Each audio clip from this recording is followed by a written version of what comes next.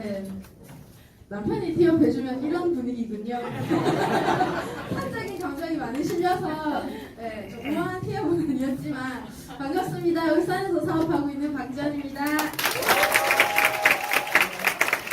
오늘 어버이날인데 잘 전달해드리고 오셨나요? 네. 네. 저도 아침에 부모님께 꽃다발과 봉투 챙겨드리고 여기까지 온다고 진짜 아침에 엄청 어수선했던 것 같아요.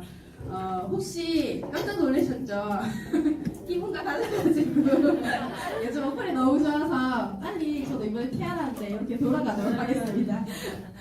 저는 강의를 하기 전에 저의 족보를 좀 소개하고자 합니다. 울산에서 사업하기 때문에 저 잘 모르시는 분들이 많으시거든요. 저의 족보는 이렇습니다.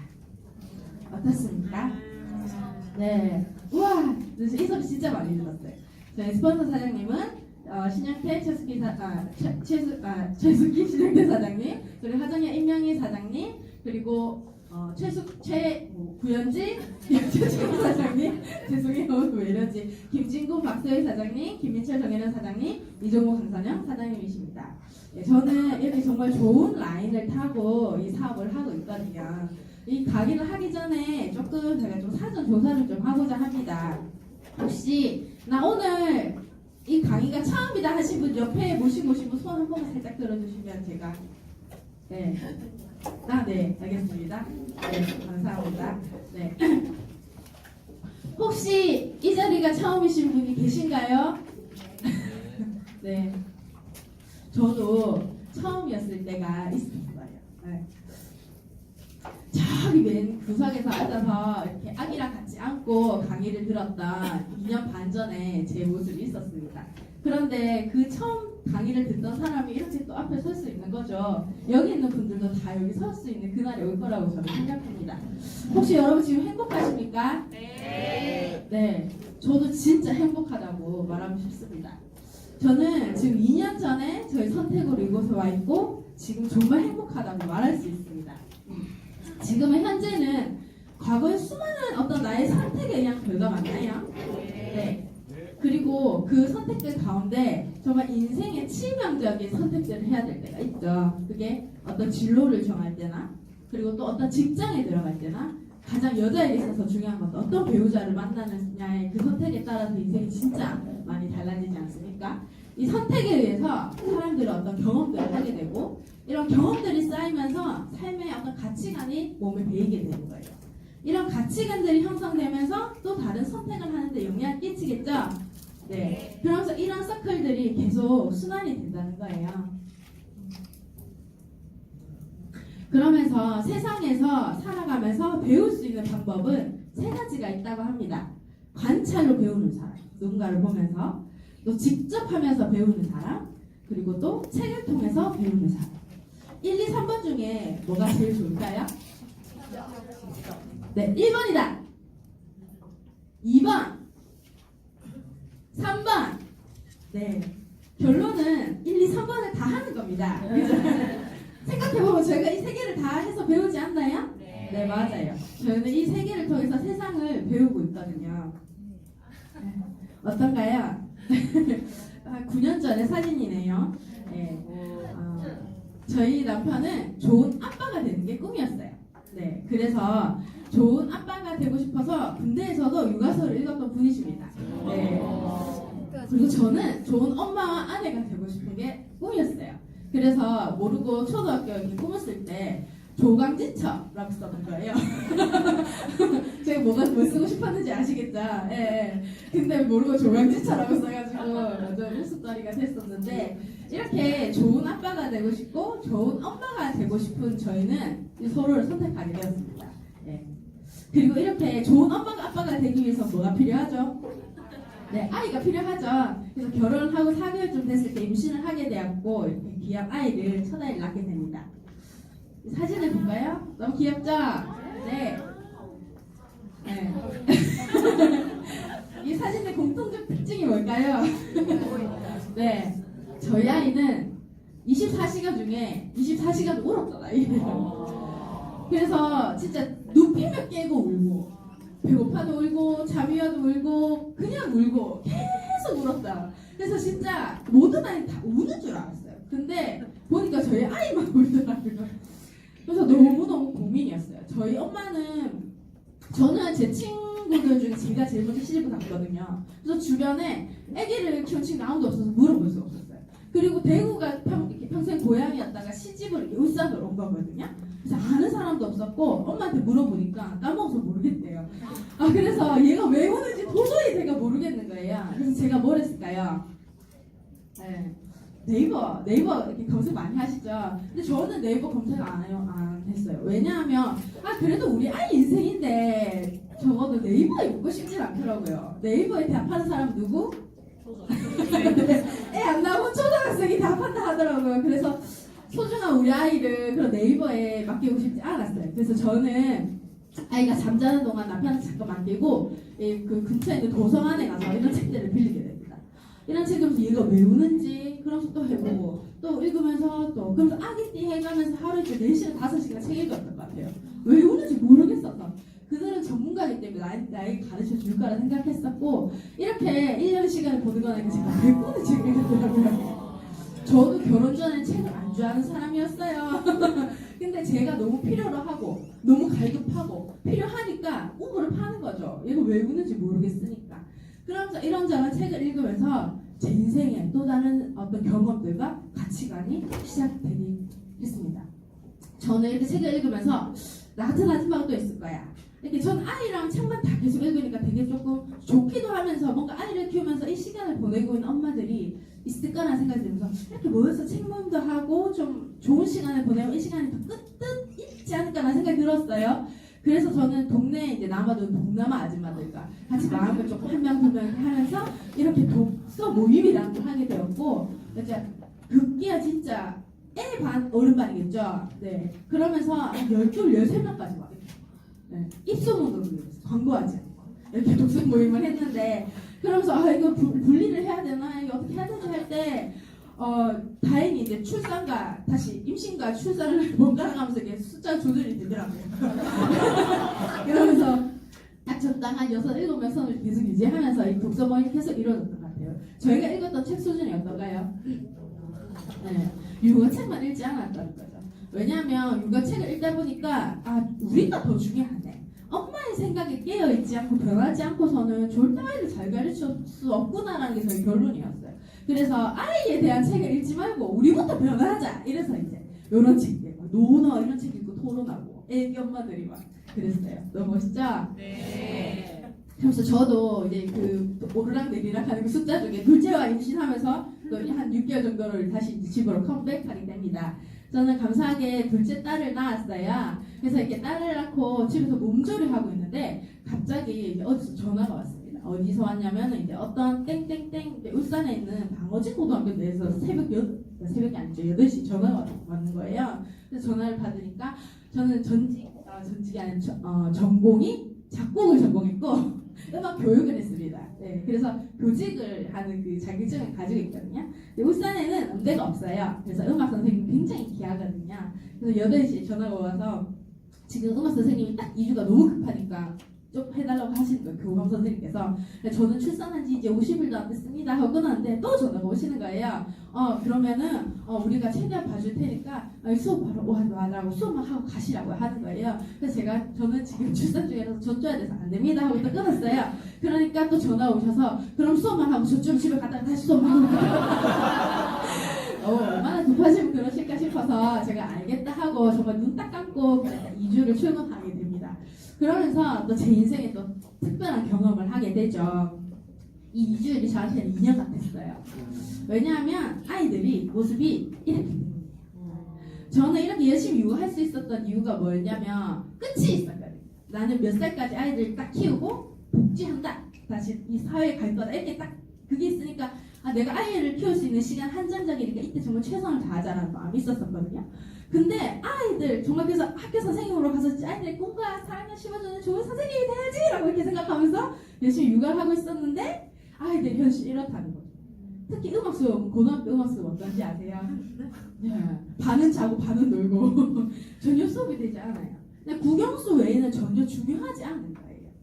그리고 아이들의 눈빛은요 진짜 동태보다 더해요. 진짜 진짜 무서워요. 이렇게 눈동자는 흔들리지 않는데 무슨 앞을 쳐다보지 않는데 무슨 생각을 하는지 모르겠는 거예요. 근데 물어도 대답도 안 해요. 근데 한 가지 대답해요. 몰라요. 몰라요. 이거밖에 안 해요.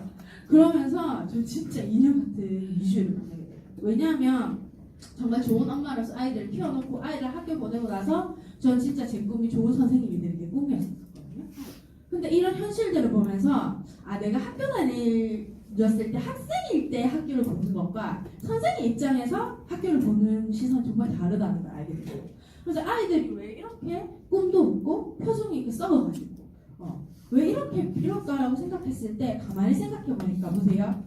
유치원, 초등학교, 중학교, 고등학교 때까지 우리가 진짜 선택장애라는 걸 가지게 된 거예요. 한 번도 그 누가 우리한테 선택권 준 적이 없어. 그냥 넌 1학년 3반이라는 게 1학년 3반이고 23번이라는 게 23번이고 너희의 시간표는 이거야 하고 반배정 다 같이 되어 있죠. 그리고 50분 수업 딱 하면 10분 쉬어라고 하고 이때 점심을 먹어야 된다고 배 안 고픈데 먹어야 된다고 무슨 시간을 주고 이때 집에 가야 된다고 집에 보내주고 전혀 선택의 여지가 없었던 거죠. 이게 지금 늘 시키는 것만 했던 삶이었기 때문에 아이들이 당연히 뭐가 하고 싶은지 뭘 원하는지 이것에 대해서 알 수 없겠다라는 생각이 들면서 되게 가슴이 아팠어요. 야 이게 우리나라의 어떤 교육 현실인가? 책에 이런 초등학교 선생님이 쓴 적이 있더라고요. 30년 동안 초등학교에서 아이를 가르치다 퇴직한 사람입니다. 나 역시 선생님으로서 학교 교육에 상당한 좌절감을 느꼈습니다. 저처럼요. 교육이 오히려 우리 아이들을 실패하도록 만드는 것은 아닌지 걱정될 때도 있었습니다. 학교는 아이들이 살아가는데 그다지 필요하지 않은 것들만 주로 가르치기 때문입니다. 고대 그리스인들은 사람에게 생각하는 법을 가르쳐야 한다고 말했습니다. 근데 학교를 봤을 때 생각하는 법이 아니라 절대 생각할 수 없는 것들을 가르치지 않는다라는 생각이 들었어요. 30년 동안 가르쳤는데 좌절감을 느꼈대요. 그러면 제가 느낀 2주의 좌절감은 좌절감도 아니라는 거죠. 그러면서 학교로 가고 싶은 마음이 싹 사라졌어요. 제가 몇 년 동안 대학원까지 가면서 음악 선생님 하려고 그렇게 애쓰고 애썼던 것들이 정말 거품으로 돌아가면서 되게 허무했었거든요. 네. 한번 영상 보도록 하겠습니다. 그런데 교실 한가운데 짧은 머리에 양복차림, 턱수염까지 덮으로 간 한 남성이 보인다. 외국인? 놀랍게도 1800년대 후반 조선 영어학교 사진이다. 문법을 위주로 배웠다라기보다 원어민들이 직접 와갖고 프리토핑을 하는 식으로 이게 수업이 됐었고 당시 출간된 영어 단어장을 복원했다는 책을 찾아봤다. 저는 이 책에서 제일 인상적이었던 거는 그 발음에 좀 세부적인 디테일에 신경을 썼다고 할까요? 예를 들어서 L이랑 R 발음을 명확하게 구별을 해주더라고요. learn, 배우다, learn. 원래 learn 할 때 L 발음이 혀 끝이 앞니랑 닿으면서 나는 소리인데 그 을을 앞에 붙이면서 그걸 그 앞니에 혀가 닿을 수 있도록 발음 유도해주고 타가 right 을을 붙여주면서 R 발음을 유도를 해준다는 게 되게 인상적이었어요. 1800년대 서양과 교육을 시작했던 조선.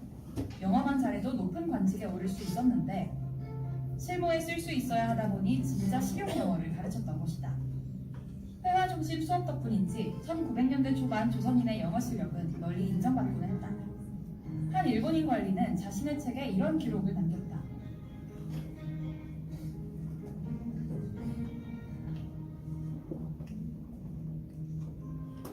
그런데 조선의 후예인 나는 왜 아직도 외국인 앞에서 영어를 이제 마이어로 가면서 미국이랑 영국이랑 사이가 안 좋아지면서 다 이제 강제 추방령을 내리기 때문에 원어민들이 없는 상황에서 일본인 영어 교사들이 좀 더 성립있게 영어를 가르칠 수 있는 그런 방법들이 아무래도 문법을 위주로 하고 그런 식으로 이제 배워를 하게 된 것이죠. 일제강점기를 거치며 말하기 중심의 교육이 장문과 문법 위주로 바뀌었고 조선인의 영어 실력에 대한 평가는 불과 30년 만에 정반대로 바뀌었다. 원어민 발음이 조선 학생들에게 생소해졌다는 기록도 있다.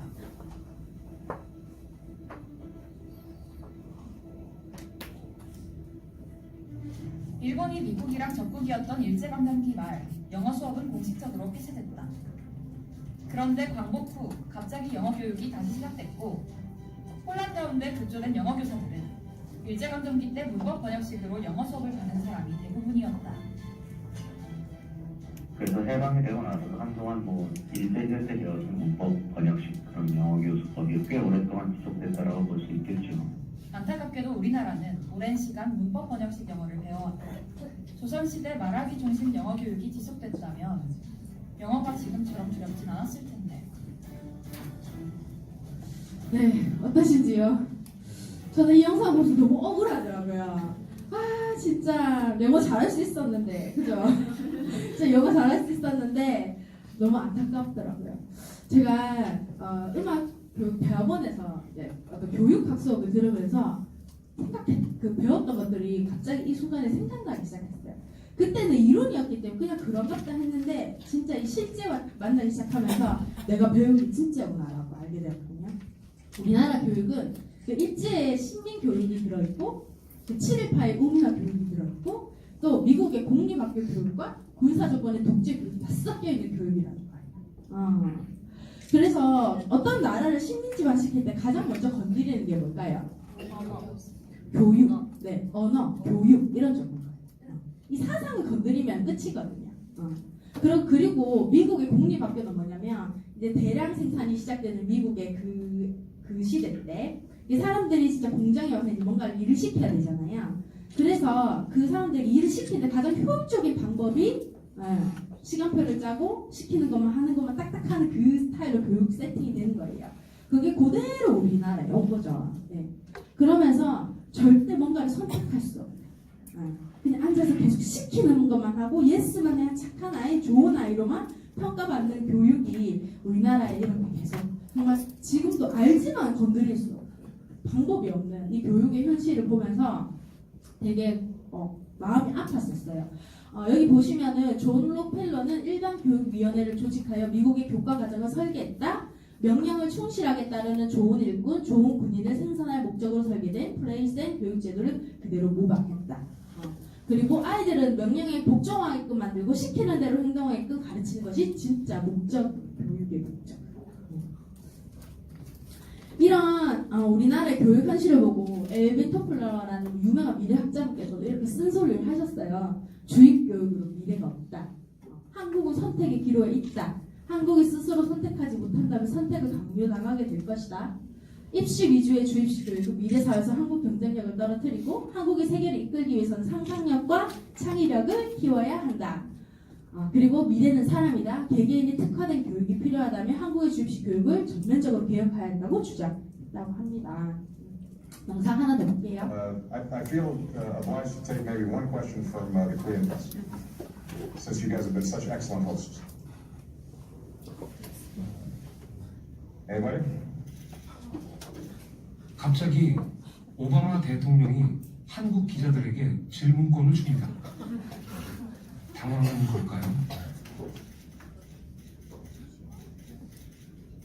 어색한 침묵이 흐릅니다. I'll probably need a translation though, if you're asking the question in Korean. In fact, I definitely will need a translation. 그런데 이때 Unfortunately, I hate to disappoint you, President Obama. I'm actually Chinese, Well, but it's wonderful. I think I get to represent the entire Asia. We're Absolutely. one family here in this part of the 한 world. 명의 기자가 일어섰지만 My Mandarin also. So 안타깝게도 한국 기자가 아니었습니다. I did say that I was going to let the Korean press ask a question. So I think that you know you How about know will your my Mandarin. Korean friends allow me to ask a question on your behalf? 일이 커집니다. 한국 기자들은 뭘 하고 있는 걸까요? Well, it Yes, depends on whether there's a Korean reporter who'd rather have the question. No, no takers. No, no takers. No, no takers.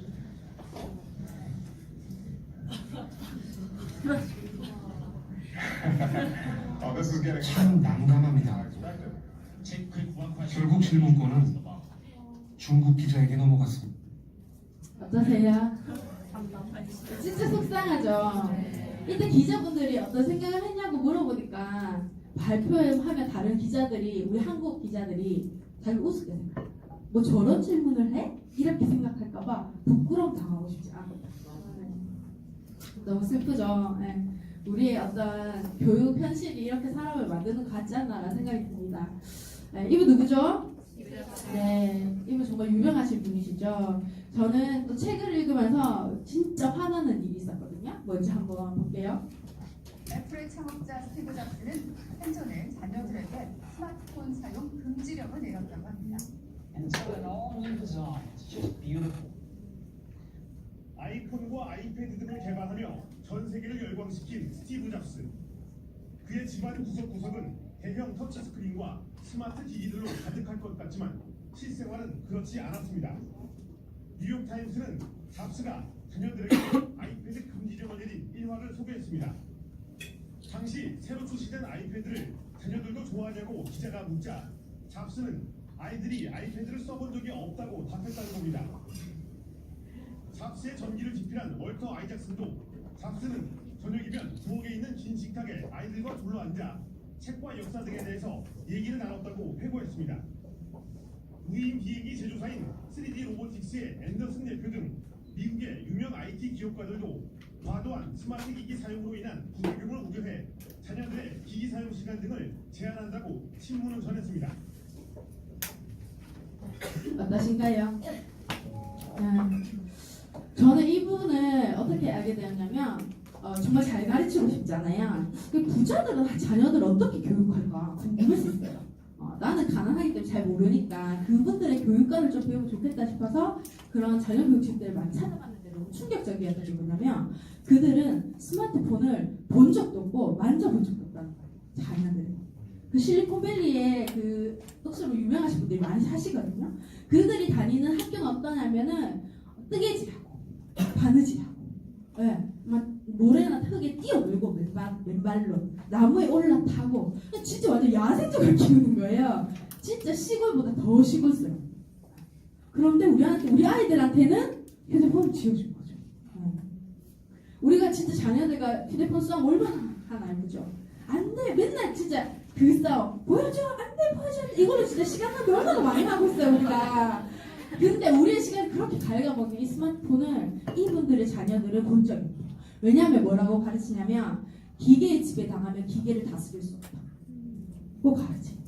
너희들이 저 사람들을 이끌고 리드하는 사람이 되려면 절대 여기에 노예가 되면 안 돼라고 가르치고. 너무 소름 돋지 않나요?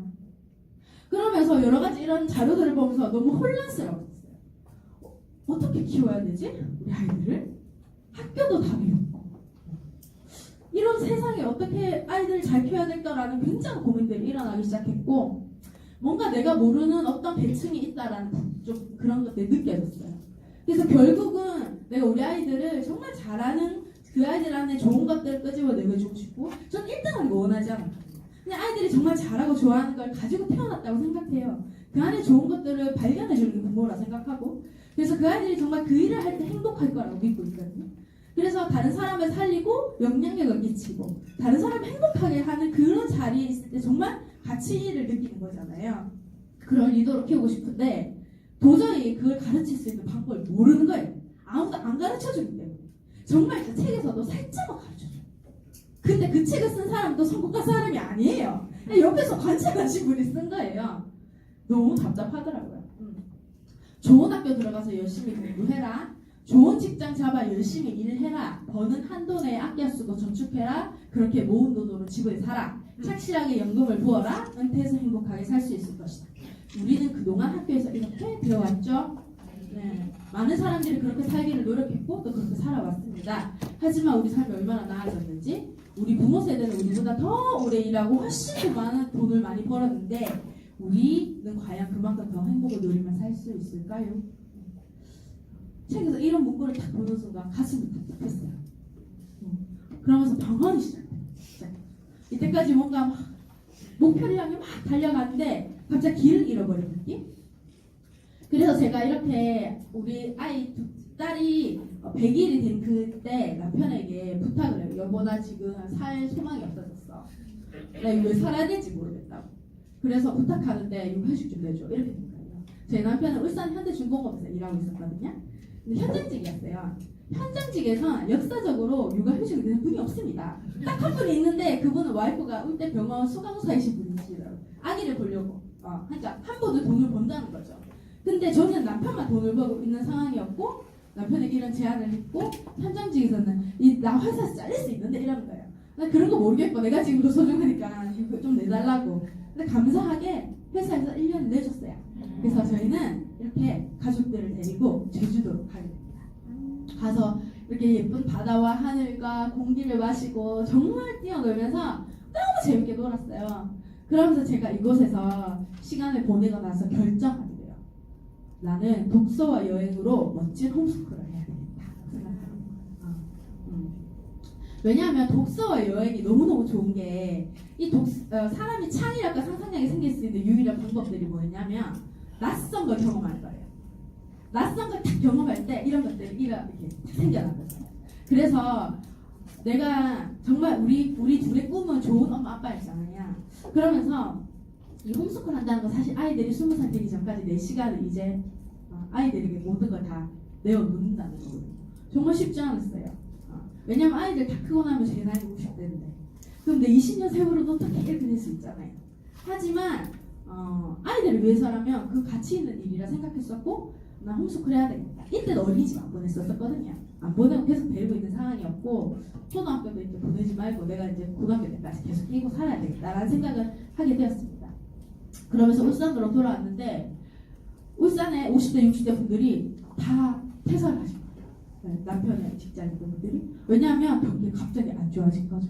그러면서 이렇게 불안고에 시달리게 되고 혹시 어제 네이버에 울산대교 한번 쳐보시면요 깜짝 놀랄 일이 있어요. 저는 그 현장을 지나왔거든요.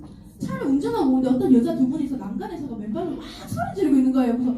그래서 완전 구급차랑 경찰차들 쫙 세고 왜 저러지 이랬는데 나중에 네이버 검색해보니까 살기 너무 힘들다고 막 5시간 동안 시위하시면서 막 그렇게 투신하려고 막 그러셨던 사건이 있거든요.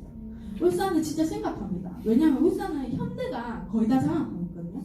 이 한 기업이요 잘 되면요 막 부흥하지만 이 한 기업이 완전 무너지면 끝인 지역이 울산, 그렇죠? 또 거제, 한 메이커가 있는 그런 지역은 굉장히 위험한 지역이라는 거죠. 그러면서 이런 경기가 안 좋아지는 거예요. 근데 더 무서운 게 뭔지 아세요? 여기 있는 사람들이 다 하나가 똑같은 말이에요. 좀 있으면 괜찮아진다. 우리 IMF 때도 IMF 없었던 곳인데 울산. 대울산이 무슨 그런 어려움이 이렇게 믿는 거예요. 근데 저는 믿지 않았어요. 왜냐하면 제가 육아하면서 읽었던 책 중에 2030 대단한 미래라는 최윤식 박사님의 책이 있거든요. 굉장히 두껍습니다. 그래서 보기 싫으신 분들 유튜브에 최윤식 박사 이름 치시면 정리 잘 되게 돼요. 강의 꼭 보시길 바래요. 그러면서 이 책에서 제가 이걸 봤어요. 한국 조선 산업의 너클렛 현상은 조선 산업 관계자들이 생각한 것보다 5년 정도 빠른 추세다. 2014년 들어 조선, 해운, 에너지 산업에 주력하고 있는 ST그룹은 해체되었다. 그러나 이것은 시작이 불가하다. 한국의 조선 회사들은 앞으로 5년에서 10년 이내 상당수가 구조조정될 것이다. 이거 딱 써있거든요. 근데 거기 있는 사람들은 아니야, 우리 또 좋아질 거야, 잠깐 이러는 거야 하고 믿는 거예요. 그래서 남편한테 이 책을 얘기했더니 남편도 안 믿더라고요. 근데 저는 결혼하면서 남편을 믿지만 남편만 믿지로 않고 결정했어요. 왜냐면 저는 중2 때 저희 아빠 사업 가셨는데 너무 열심히 일하셔서 뇌출혈로 쓰러지시고요. 40살에. 그리고 지금까지 일을 못하세요. 뇌수술 3번 하시고 중환자실 3년 동안 입원하시고 그때 아빠가 정말 젊었을 때 정말 잠 안 자가면서 그렇게 돈을 모았던 그 집을 하나 지으셨는데 그게 고스란히 아빠 병원비로 싹 다 들어갔어요. 네. 그래서 제 동생과 저는 아르바이트를 하지 않고 대학교를 다닐 수 없는 거예요. 그래서 진짜 돈 벌면서 학교 다니고 결혼할 때도 진짜 쉽지 않게 결혼하고 그러면서 평생을 고생을 했었거든요. 근데 제 머릿속에는요 남편을 믿지만 남편만 믿으면 안 되라는 그 마음이 있었어요. 그래서 제가 우리 남편을 믿으면 안 되겠다는 생각이 들었고 또 한 게 뭐였냐면 그 해에 한 달에 한 명씩 현대중공업에서 사람을 죽었거든요. 근데 뉴스에는 안 보도되더라고요. 근데 진짜 사건이 많아요. 위에서 막 터져서 죽고 떨어져서 죽고 찡겨서 죽고 막 이제 시체를 찾아볼 수 없을 그렇게 많아요. 그래서 롯데병원 앞에 있는 아파트에는 네 띠용 이 소리가 얼마나 많이 나는지 몰라요. 근데 한 사건이 팍 나잖아요. 그러면 동시에 전화 불통돼요. 우리 남편 죽었다. 모든 엄마들이 다 전화한다. 네. 그런 시간을 몇 년 지나면서 제가 이 사회 진짜 남편을 계속 놔둬도 되겠나라는 생각도 들기 시작하더라고요. 근데 사건 사고가 그렇게 더 많았던 이유가 뭐였냐면 50대 60대 분들이 굉장히 고일렸잖아요. 30년, 40년 노하우가 있기 때문에 굉장히 일을 잘하시거든요. 근데 이분들이 시간 대비 돈이 비싸죠. 그래서 이분들 다 정리하고 나니까 누가 나왔어요? 네, 30대, 40대 경험 없으신 분들, 다 들어오신 분들이 이제 이걸 다 맡아서 하는 거 배를 만들고 있는데 모르잖아요. 그러니까 실수가 많겠죠. 근데 여기서는 실수가 곧 사망인 거예요. 버튼 하나 잘못 눌러서 클레이 떨어져가지고 깔려주고 터지고. 근데 저희 남편이 뭘 하냐면 여보 근데 사람 죽으면 어떻게 되는 줄 알아요? 어떻게 되는지 하니까 갑자기 바리케이트가 그 자리에 팍 쳐진대요. 그리고 막 청소된대요. 그리고 싹 걷어지면서 아무 일 없었다 하시더니 일이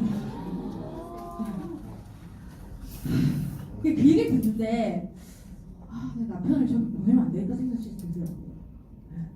그래서 제가 이제부터 어떻게 살아야 남편을 꺼집어내는 프로젝트 그럼 내가 뭔가 지금 좀 준비를 해야 되는데 그럼 더 복잡해졌어요. 애도 키워야 되고 남편도 걱정해야 되고 지금 우리 미래도 불안하고 지금 중고 보면 이런다 하고 어떡하지 하면서 불안한 마음이 있을 때 제가 잘했던 게 뭐였냐면 다시 경제책을 꺼내기 시작했어요. 내가 못 보고 있을 수도 있어. 내가 놓치고 있는 게 있을 수도 있으니까 한번 다시 한번 읽어보자 하면서 네, 이런 책들을 읽게 되었습니다. 잠시만요.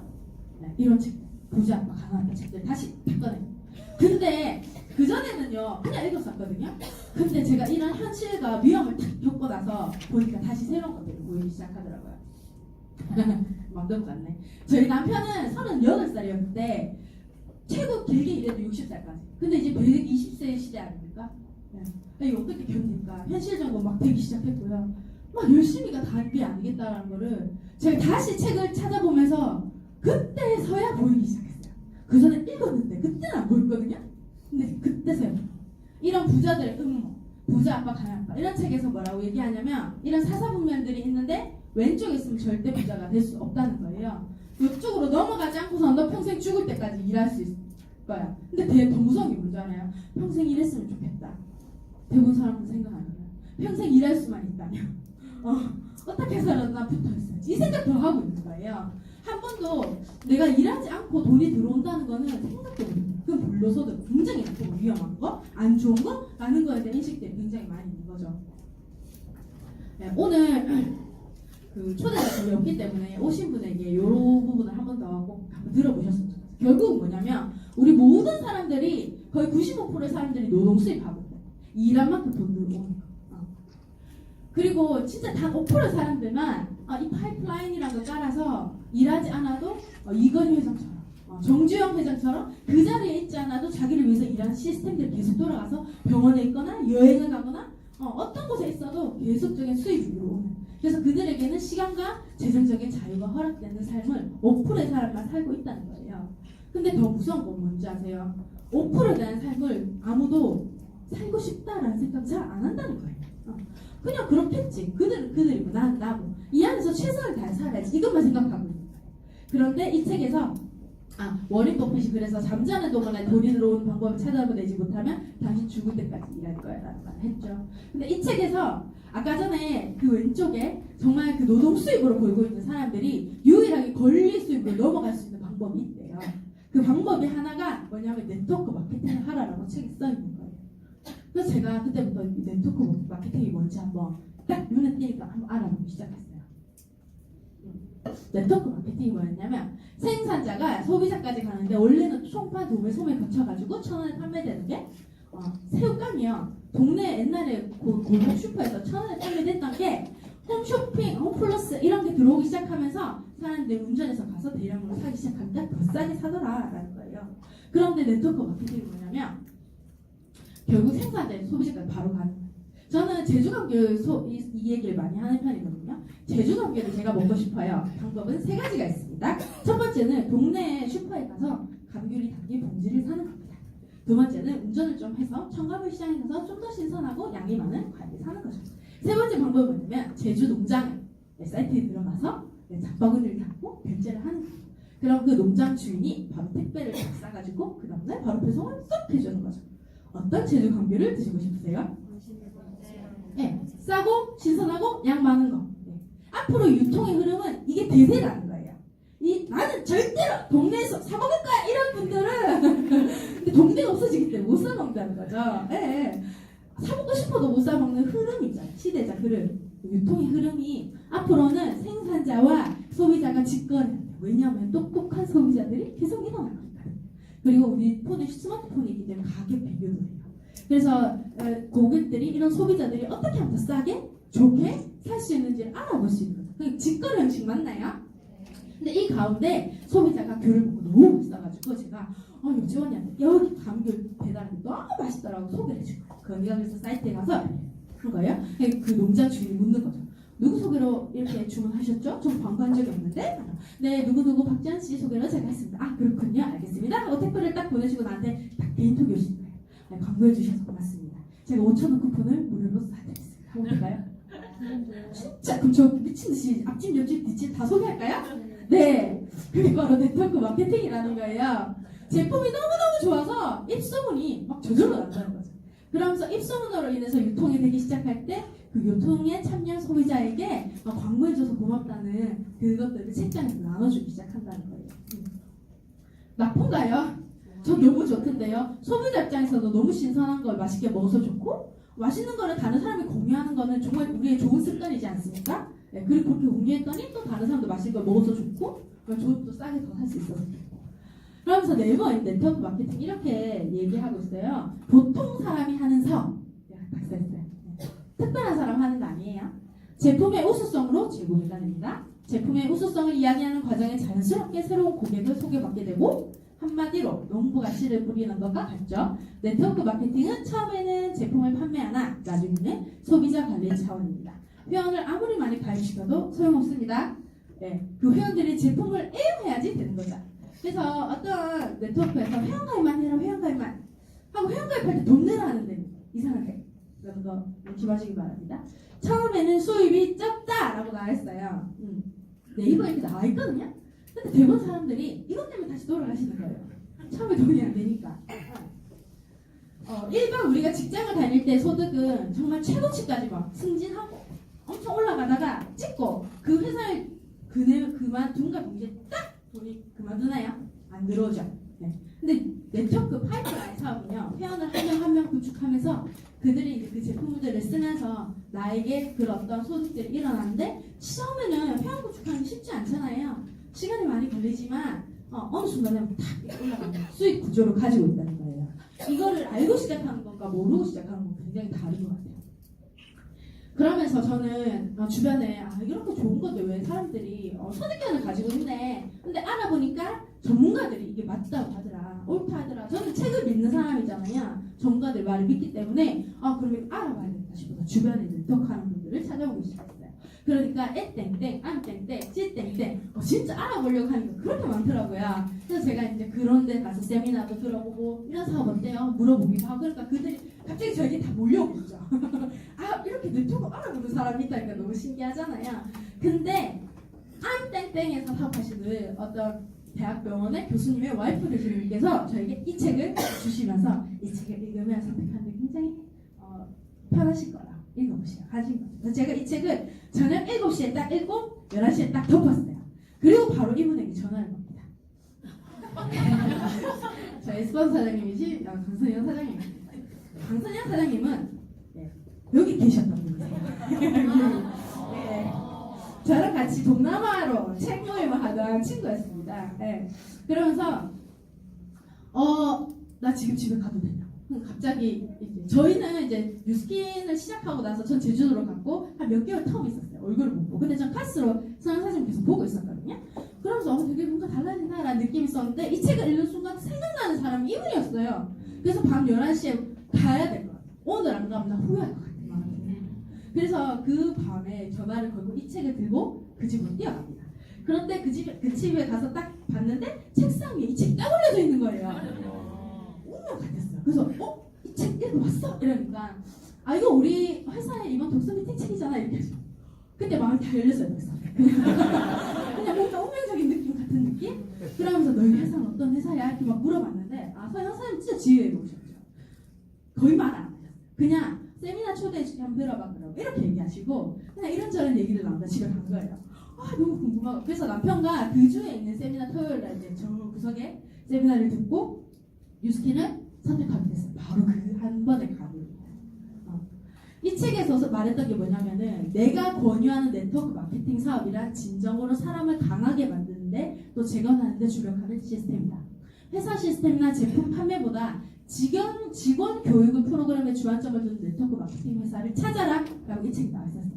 그랬을 때 제 주변에 그 나에게 네트워크를 소개하고 계신 분들 중에서 가장 많이 뭔가 변화되고 가장 나도 저 사람처럼 되고 싶어라는 마음을 들게 했던 분은 바로 이분에서 카스를 보는데도 내랑 같이 늘어진 티 입고 그냥 그렇게 얼굴 세수도 안 하고 늘 그렇게 만나도 그 아줌마가 이렇게 뭔가 전문가스럽고 이게 뭔가 모여서 뭔가 공부를 하는 것 같은데 뭔가 하는지는 모르겠고 그냥 뭔가 비밀스러운데 뭔가 변화되는 게 느껴지기 시작하면서 뭔가 이 회사는 다르다라는 생각이 제일 들었던 것 같아요. 이곳에서 회사 설명을 들었어요. 여기는 화장품과 건강식품과 이런 빅플래닛이라는 여러 가지 생활용품들과 그리고 또 기부 사업을 하는 4가지 이 디비전 마케팅을 하고 있고 이렇게 뉴욕 증시에서 5번에 뉴욕 증시에 상장돼 있고 패종식을 올린 진짜 대단한 기업이더라고요. 여기서 끝났어요. 그냥 뭐 전문가들이 좋다고 하는데 진짜 멋있네. 이 회사 좋다. 주식도 계속 올라가고 있죠. 이 책을 찍었을 때 주식 이거 제품 뭐 나왔을 때까요? 네 맞아요. 그래서 TLIT 이번에 다 많이 하셨죠? 네. 그리고 제품도 좋아야 되잖아요. 제가 양심을 갖고 팔 건데 제품이 안 좋으면 진짜 그런데 이 회사의 철학이 너무 좋았어요. 좋은 것만 있고 나쁜 겁니다. 진짜 엄마들 아이들한테 어떻게 하면 안전한 거 바르고 먹일 수 있을까 고민하거든요. 근데 알아볼수록 이 회사 너무 괜찮은 거예요. 진짜 이 슬로건으로 모든 제품을 만들었고 그래서 피부가 안 좋은 아이들, 건강이 안 좋은 아이들이 먹기 시작하고 바르기 시작하면 건강이 좋아지고 달라지는 거예요. 그래서 양심적으로 이렇게 정말 좋은 것만 넣었다라고 슬로건을 잡고 제품을 만든 회사를 본 적이 없어요. 그래서 너무 마음이 들었어요. 근데 심지어 에이지라까지 와 이건 다른 어디에도 없는 거잖아요. 주부인 저도 이게 기회라고 보이는데요. 그런가요? 네. 보상은 어떤가요? 네, 끝내주죠. 2016년 소득신고의 공정거래위원회 보면요. 회사에서 가장 매출을 높은 회사는 안땡땡입니다. 하지만 저희 같은 사업자에게 가장 많은 돈을 주는 회사는 어딘가요? 네. 여기가 사업자 쪽이거든요. 여기는 일반 회원들. 그냥 제품 쓰시는 분, 좀 더 소개하는 매니아들이 받는 돈, 그리고 회원들. 지금 벨로시티를 바뀌고 나서 더 많이 돈이 올랐을 거예요. 네. 그러면서 평균 성원수당이요. 우리 같은 네트워크 마케팅하는 분들에게 가장 많은 커미션 주는 4스타까지 받은 멋진 회사인 거예요. 더 이상 뭘 볼 게 있나요? 그죠?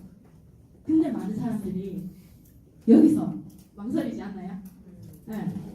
회사도 너무 좋고 제품도 너무 좋고 보상도 너무 좋고 우리 이거 다 같은 조건 아닌가요? 근데 왜 누구는 성공하고 누구는 안 되고 왜 누구는 집에 가고 누구는 계속 살아있고 왜 계속 이럴까요? 결국은 이게 다른 거예요. 이게. 그래서 아까 그 책에서 그래서 교육 프로그램에 좋은 회사를 선택하라는구나라는 거 알게 됩니다. 네.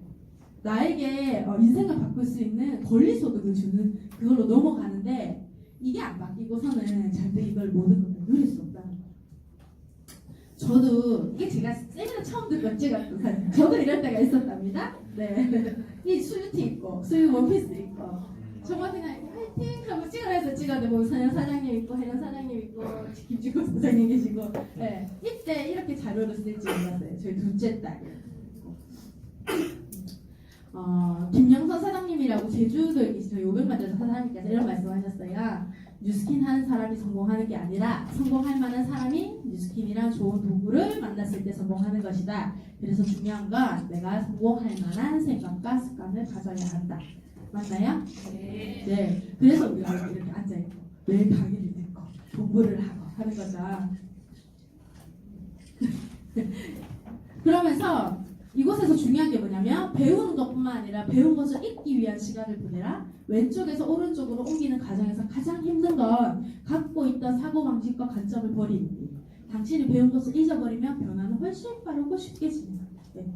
이쪽 사후면으로 옮겨갔을 때 빠르게 성장하시는 분들의 특징이 뭐냐면 기존에 배운 것들을 빨리 버리고 빨리 배우고 싶다는 거예요. 네. 버리지 않고 계속 안 좋은 습관들을 계속 질질 끌고 가면 진짜 시간이 그만큼 오래 걸린다는 거죠. 네트워크 마케팅의 최고의 자리는 누구에게나 열려 있습니다. 하지만 실제로 많은 사람들이 거기까지 오르지 못한 이유는 그들이 너무 빨리 포기하기 때문입니다. 맞나요? 네. 저는 사업을 알아보러 오신 분들이 굉장히 많은 질문이 그런데 왜 다 성공 안 해요? 이런 질문 진짜 많이 받았어요. 그렇게 좋은 거면 다 성공해야지 왜 몇 명만 성공해요? 이런 거 있잖아요. 네. 이 전형적인 E와 S그룹 사람들 아까 왼쪽 4분면에 있는 회사원과 자영업을 하는 노동수급을 보는 사람들은 보수를 받지 못할 것 같은 일을 하려 아직. 네. 아까 봤죠? 초기에는 돈이 되지 않는다. 회원 구축하는데 우리 생전 안 해본 일을 하는데 잘할 수 있겠냐는 거죠.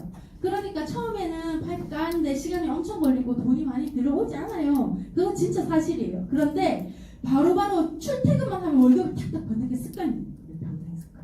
근데 내가 뭔가 출퇴근한 것 같아. 유도한 것 같고 사람도 만난 것 같고 강의도 열심히 들었고 책도 열심히 읽었는데 왜 돈이 안 들어오지? 뭔가 이상해. 이러면서 가시는 거예요. 시간이 걸리고 그죠? 내 집을 짓는다는 거, 내 사업을 한다는 거는 시간이 걸려요. 집이 지어지는데 시간이 걸리죠? 집을 짓는데 가장 튼튼하고 높은 집을 짓기 위해서는 기초공사가 더 튼튼하고 깊어야지 높게 설 수 있는 거잖아요. 이런 시간들이 보이는 거예요. 땅을 파기 때문에 이게 집 짓고 있는 건지 흙놀이 하는 건지 모르는 거예요. 그런데 시간이 지나면서 증명되어져요. 근데 대부분 사람들이 흙 퍼다가 집으로 돌아가시는 사람들이 너무 많다는 게 아쉬운 일이죠. 이게 제가 처음 데모를 받았을 때 제 얼굴이에요. 굉장히 건조하죠. 선크림도 안 발랐어요. 스킨로션도 발란 적이 없어요. 전 바디로션으로 애들 바디로션 남는 걸 얼굴 발랐던 사람이에요. 네. 진짜 애 둘을 집에서 계속 24시간 보고 있으면 그렇거든요. 네. 그랬던 사람이 이렇게 화장품을 쓰고 몇 개월 만에 피부가 이렇게 완전 달라졌죠. 네. 제품 끝내주죠. 제가 이제 뉴스킨을 시작하면서 이렇게 제품도 발라보고 처음 제가 이거 했을 때 저희 아이보다 더 새까맣지 않습니까? 하도 애랑 바닷가 산에 들러나도 막 가다 보니까 많이 탔었어요. 여기 와가지고 이제 뭐 애 데리고 이제 투잡으로 했는데 이렇게 목표 발표를 해서 목표 발표 때 이러고 찍었다가 해요. 초기 투잡할 때가 있었거든요. 아이들 데리고. 그래서 아이들은 나까지 보고 6시에 남편 딱 퇴근하면 저녁에 뛰고 그렇게 4개월을 해서 제가 루비로 왔습니다. 네. 그리고 4개월만 남편 폐에 넘어버렸죠. 남편이 뭐야? 이렇게 했죠. 나 진짜 시간 많으면 더 열심히 할 수 있을 것 같은데 한 번만 더 휴직하라. 그래서 둘째 휴직을 또 써주시고 1년 동안 아이를 봐주시고 저는 열심히 졸업하고 이렇게 했어요. 그래서 제가 이렇게 조금 좀 점점 변하나요 저도? 네. 뭔가 외관상으로 변하고 있죠. 이렇게 독서 미팅 책도 읽으라 하고 이 회사에서 이렇게 스케줄 한번 짜보라고 하는 거예요. 한 번도 저 사실 바인더의 힘이라는 거 책 저는 읽었거든요. 사업 그리고 울산대학교에서 그 저자께서 강의도 하신 걸 10만 원을 주고 들었었어요. 근데 하다가 때치였어요. 화가 나가지고 바인더는 집 청소, 빨래, 아이들 데리고 맨날 그것만 바인더를 계획을 하니까 진짜 너무 싫더라고요. 다른 분들 막 프리랜서 이렇게 탁 하고 막 하면서 검정 이렇게 딱 점검 받으시는데 저는 이제 할 게 없어가지고 그래서 다시 에이 재미없어 이러면서 덮었다. 옛날에 책 읽었을 때는 뭔가 배운 것들을 써먹을 현장이 없었기 때문에 굉장히 재미없었거든요. 근데 이제 배우고 여기서 실습하고 배우고 실습하고 너무 재밌는 거예요. 바인더 쓰는 것들이. 탱코라 하라고 해가지고 탱코 제일 잘한 거리인 거예요. 아시죠? 네. 그래서 또 목표 발표하다 해가지고 이제 좀 달라지는 목표 발표하는 행동이 제가 지금 저의 변화를 조금 보여주고 있는 거예요. 탑집이 됐어요. 탑집이 됐어요. 하고 이렇게 시상식 예쁘게 화장해서 참으래. 누구죠 이분? 루비가 되니까 또 이렇게 앞에서 강의도 하라 해가지고 또 이런 것도 하고 또 석세스 트립도 달성해가지고 남편 데리고 또 이렇게 같이 부부끼리 가게 되고 미국 컨벤션도 가고 이런 진짜 큰 사업들을 보면서 진짜 가슴을 두근거리기 시작했고 이렇게 정말 회사에서 또 좋은 랠리를 하면서 좋은 기부 사업도 하는 데 동참하기도 했고 이렇게 진짜 또 부부 관계 좋아야 된다고 또 이렇게 배우고 또 모이고 놀고 또 배우고 또 모이고 놀고 또 모이고 놀고 이렇게 이러면서 진짜 2년 반이라는 시간이 훅 지나갔어요. 그런가요? 네, 진짜 너무 빨리 지나간 거예요. 애 키운 것처럼 좀 쑥 지나갔던 것 같아요. 그러면서 이곳에서 제가 일만 했던 게 아니라 일하고 놀고 살고 그러면서 어느 순간 제 삶이 뉴스킨화 되어갔어요. 뭐가 일인지 뭐가 공부인지 뭐가 노는 건지 이게 뭐 가족끼리 또 우르르 다니니까 회사 같기도 하고 뭐 같기도 하고 그러면서 진짜 이게 진짜 내 삶이 되어버리는 일이구나라는 걸 제가 알게 뉴스킨 학교에서 배운 게 뭐냐면 실수와 실패의 경험 그런가요? 네. 보통 교육에서는 실수를 굉장히 두려워하도록 만듭니다. 너 왜 그렇게 했어? 1등 해야지. 이렇게 실수하는데 왜 80점밖에 못 받았어? 지적하고 그죠? 뭔가 실수는 나쁜 거 바보 같은 거. 그런데 네트워크 마케팅에서는 다른 사람들보다 더 많은 실패를 경험하는 것이 성장하는 거야 라고 스폰서님 얘기해 주시는 거예요. 다른 어떤 세상의 학교와 너무 다른 거지 않아요? 네, 저는 진짜 이것에서 너무 충격을 받았어요. 그러니까 이것은 관계 비즈니스라는 거예요. 그러면서 뭔가 배운 것만 아니라 배우고 또 실제 뛰어들고 부딪히고 실수하고 아파하고 경험하면서 또 다시 배우고 또 아파해보고 이게 수많은 반복과 경험들을 통해서 진짜 정답 없는 과정들을 통해서 성장해 가는 학교라는 것이에요. 이것이 직원들이 정신적으로 새로운 것을 배우고 행동하며 실수를 하면서 배우고 교정하는 과정을 반복하도록 격려한다라고 네트워크 아까 그 책에 비즈니스 스쿨에 나와 있어요. 네트워크 이거를 격려하고 독려하는 계속 실수하십시오. 네, 많은 경험을 하세요. 괜찮아요. 잘했네. 결과를 보고 칭찬하지 않더라고요. 그 사람이 얼마나 최선을 다했나? 노력했나? 이것들을 보는 거죠. 금융 교육을 통해 스스로 원하는 삶의 방식을 결정할 수 있도록 사람들에게 더 많은 선택권과 자유를 줘야 한다. 네, 선택권과 자유가 여기서 넘쳐납니다. 이 많은 시간들의 스케줄을 내가 잡고 사람들 약속을 내가 하고 그리고 이분들을 어떻게 할지 내가 계획하고 그죠? 책을 언제 읽을지 강의는 언제 들을지 이 사람 언제 만날지 모든 선택권이 저에게 있고 그 모든 선택의 결과도 책임도 제가 집니다. 그러면서 이곳에서 네트워크 마케팅에서 배울 수 있는 거는 이런 것들. 성공에 대한 태도, 리더십 기술, 커뮤니케이션, 사람 관리 능력, 두려움 의심, 자신감 결여의 극복, 거절에 대한 두려움 극복, 돈 관리, 투자 기술, 책임 능력, 시간 관리, 목표 설정, 체계화. 맞나요? 혹시 학교에서 이걸 배워보시죠? 학교에서 배워봤어요. 저는. 10분 안에 어떻게 일시를 볼 수 있는지 배워봤고 2교시 후에 쉬는 시간에 어떻게 빨리 2시간을 까먹어서 점심시간에 빨간 사람 매점에 1등으로 갈 수 있는지를 생각해보았고 시간 관리 능력 네, 그리고 사람 관리 능력 친구들끼리 어떻게 하면 맞자 2편, 4편 하면서 그렇게 지냈었던 것 같고 진짜 학교에서 정말 효자는 것들을 많이 배웠던 것 같아요. 잔머리 근데 진짜 이런 것들을 이곳에서 제가 배우고 있더라고요. 이 학교의 커리큘럼이 이렇습니다. 성공한 리더들은 인간의 영혼을 향해 말하는 능력 개발하도록 단련되어 있다. 리더들은 자신을 따른 사람들 내면에 숨겨진 위대함을 발현시키고 공모함으로써 그들의 한계를 넘어서도록 만드는 능력을 갖고 있다. 그것이 삶을 변화시키는 교육의 힘이 다라고 있다. 네. 우리 리더들 볼까요? 저희 리더분들 너무 많으시지만 이 두 분은 최숙희 사장 얼마 전에 그 둘째 딸께서 이제 공부 다 하시고 오셨는데 뉴스팅 하겠다고 했어요. 근데 엄마가 너무 잘됐다. 너무 기쁘시대. 혹시 내 자녀가 내가 하고 있는 뉴스팅 하시는 분 말고 내가 하고 있는 이 일을 했으면 좋겠다 하시는 분 계신가요? 저는 다녀고 못 봤거든요. 뉴스팅 하면서. 그리고 하정연 일명의 사장님 자녀분들도 정말 엄마 아빠 같은 사람 만나서 엄마 같은 삶을 살고 싶다 라고 얘기하면서 엄마 아빠를 존경하면서 같이 뉴스킨 사업하고 있다. 너무 좋아하시는 자녀들에게 그러면서 이분 이렇게 또 아침 되면요 포탑에 EBP방에는 이렇게 좋은 글들이요 매일매일 성공하신 분들 글도 올려주세요. 정말 좋은 말이 많아요. 과연 이게 5월 어린이날에 올라온 건데 과연 정말 아이들을 위한 것이 뭘까요? 엄마 아빠가 건강하고 행복하게 사는 겁니다. 아이들을 위해 나이키 신발을 사주는 게 아니라 아이를 위해 유학을 시키는 게 아니라 먼저 부모가 건강하고 행복하게 합니다. 돈이 아무리 많아도 자산이 아무리 많아도 시간이 아무리 많아도 내가 세상을 무시하고 사람을 무시하고 돈을 무시하고 관계를 무시하고 한다면 나의 아이도 그대로 그것을 배우는 것입니다. 그래서 우리 아이들이 이제 감사부터 배우게 될 거다 이런 내용들 하시면서 정말 좋은 말들을 이렇게 그러면서 바로 아이들에게 엄마 아빠 어린 시절로 돌아가서 엄마 아빠한테 바랬던 것들을 지금 여러분의 아이한테 해주기 바랍니다. 바로 그건 사랑과 관심입니다. 물질로 주는 것이 아닌 시간과 감사합니다.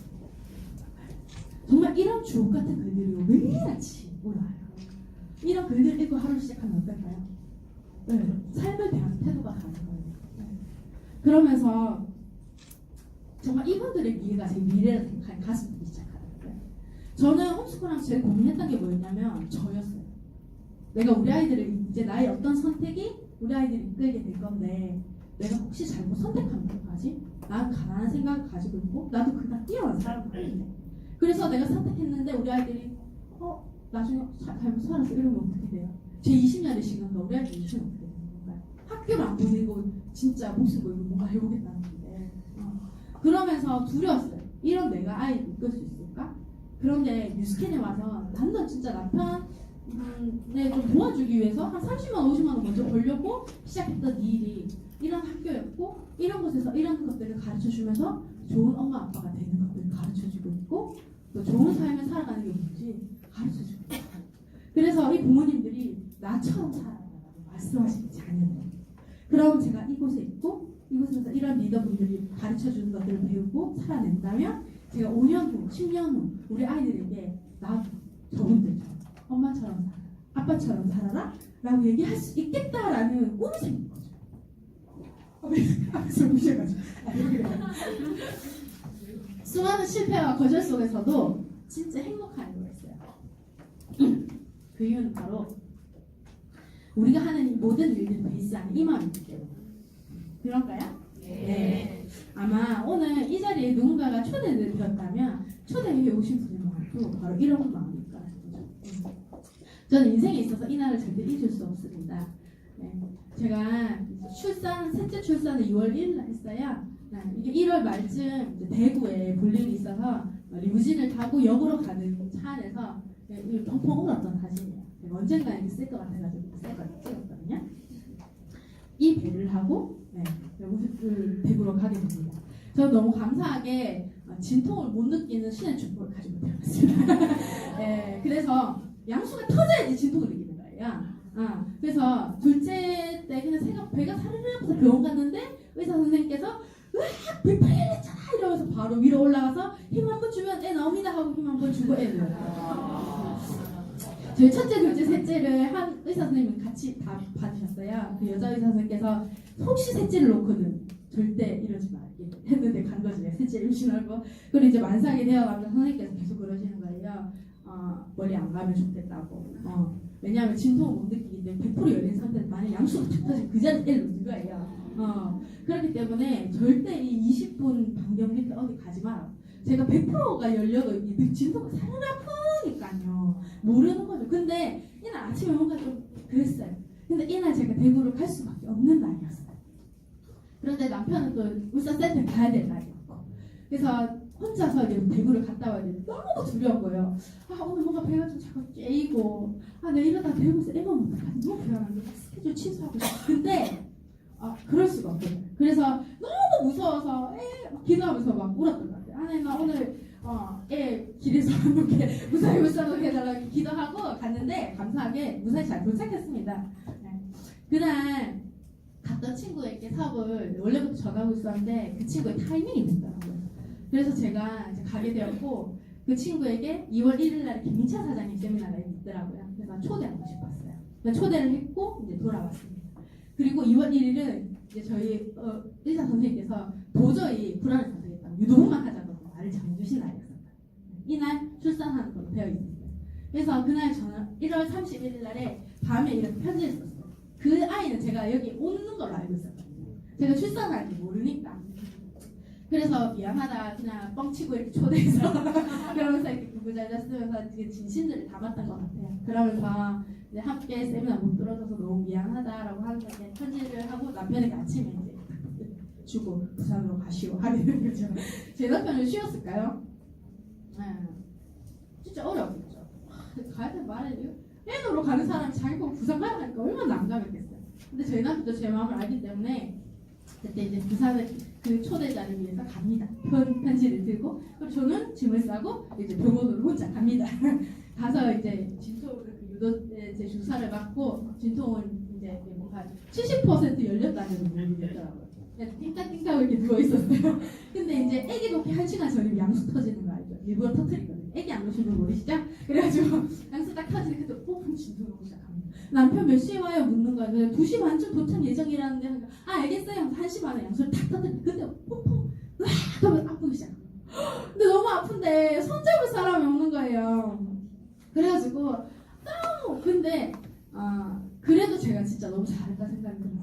그래서 남편은 다행히 근데 나중에 되니까 이제 좀 혼자 애 놓고 싶더라고. 아 그냥 남편 안 기다리니까 제발 애 놓게 해주세요. 막 진짜 너무 싫어가지고. 아니 선생님 그래도 아빠가 있어야 되지 않겠냐면서 막 그러고 있는 사이에 바깥에서 다른 사람이 아빠 도착하셨습니다 이러면서 바로 제 투입 이러고 불을 착착 가지고 이거 알죠? 애 놓으신 분들은 아실 거예요. 그 가정기 오만 탁탁 때면서 바로 남편이 탁 들어오서 바로 이 타고가지고 나옵니다 이러면서 나오려고 하는데 안 나오는 게 얼마나 힘들어요. 그래가지고 제가 90원 애를 낳았다 아닙니까?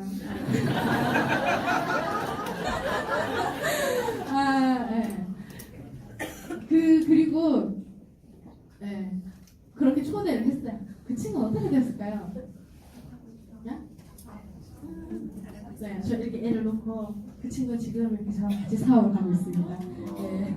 원래 오늘 키워가지고 했었는데 갑자기 이사돼가지고 못 와가지고 내일 못을 걸고 했는데 근데 아니요 너무 감사해요. 근데 제가 이렇게 할 수 있었던 이유가 뭐냐면 제품 팔려고 이렇게 출산날에 초대를 할까요? 네. 내가 좀 커미션 좀 더 높게 받아보겠다고 셋째 아이 출산을 이렇게 그 귀한 날을 남편이랑 완전 그렇게 완전 이렇게 생고생을 하면서 보낼까요? 아니라는 거죠. 그만큼 저의 마음속에 이 사람이 진짜 잘 살았으면 좋겠다. 나처럼. 난 유스키 만나서 너무 행복한데 같이 행복했으면 좋겠다. 나는 유스키 만나서 꿈이 생기고 너무 행복한데 이 친구도 나처럼 미래에 대한 두려움이 있고 앞으로 어떻게 살지 답답할 건데 나는 그 사실을 알고 있잖아요. 잘 살 수 있는 방법을 알고 있는데 이 친구가 안 가르쳐 주는 거 진짜 나쁜 놈 아닌가요? 네. 내가 이거 바르면 값도 싼데 피부도 너무 좋아지고 건강해지고 나쁜 거 하나도 안 들어있는데 나만 먹어.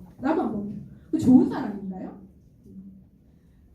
저희가 제품을 전하고 사업을 전하는 이면 속에는 이 사람도 행복했으면 좋겠다는 마음이 없어서는 절대 그렇게 할 수 없어요. 그 수많은 거절과 아픔들을 이렇게 거절당하면서도 끝까지 이렇게 전화하고 끝까지 또 몇 번 초대하고 또 제품도 전화하는 이유가 이렇게 좋은 거 있으니까 먹여봐. 이렇게 건강한 거 먹어야지. 남편 믿지 말고 준비해야 돼. 지금 앞으로 어떻게 될지 몰라 이 세상이. 이런 마음으로 우리가 사업을 전하는 거 맞죠? 그래서 우리 다 좋은 사람인 것 같아요. 그래서 다른 사람이 거절하더라도 너무 상처받지 마세요. 우리 좋은 사람이에요. 네. 그분들이 우리가 본 것들을 보게 되고 알게 되고 그렇게 되면 나중에 우리한테 고맙다고 할 거예요. 이런 제품 소개해줘서 너무 고맙다. 이런 사업 전해줘서 너무 고맙다 이렇게 할 거거든요. 몰라서 그런 거니까 더 마음을 넓게 가지고 우리 그들의 때가 될 때까지 기다려야 된다는 거예요. 네.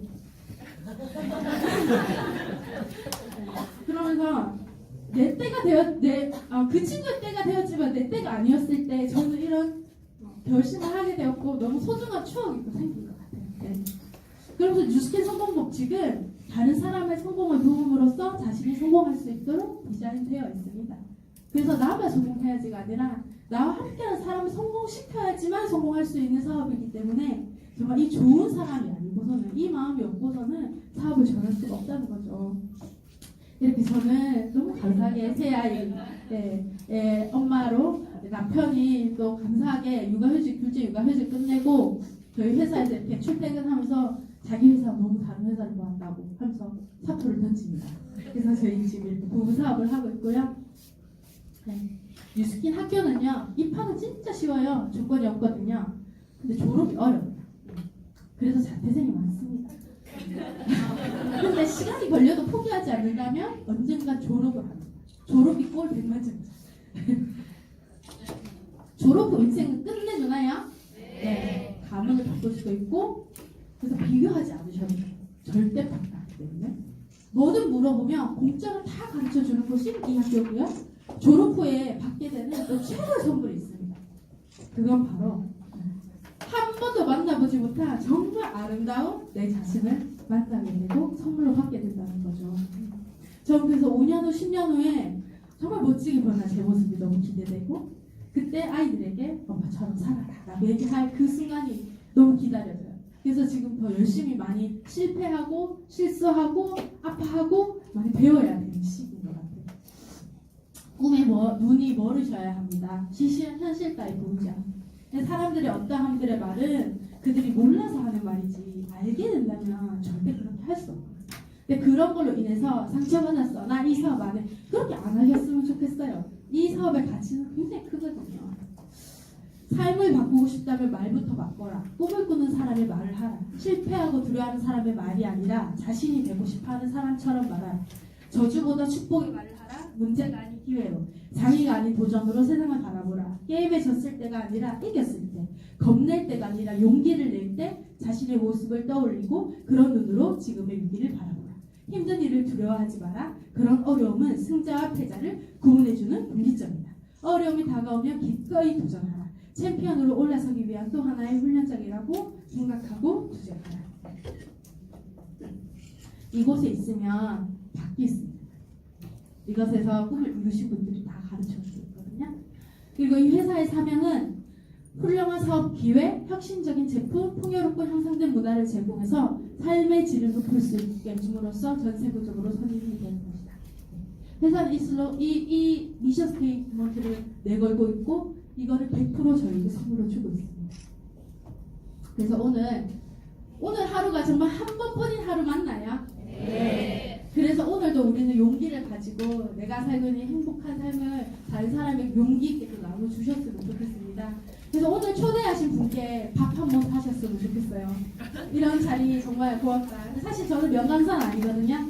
그래서 꼭 이곳에 오셔서 회사, 제품, 그리고 보상에 대해서 굉장히 잘 설명해 주시는 명강사님들이 계속 이곳에서 강의를 하십니다.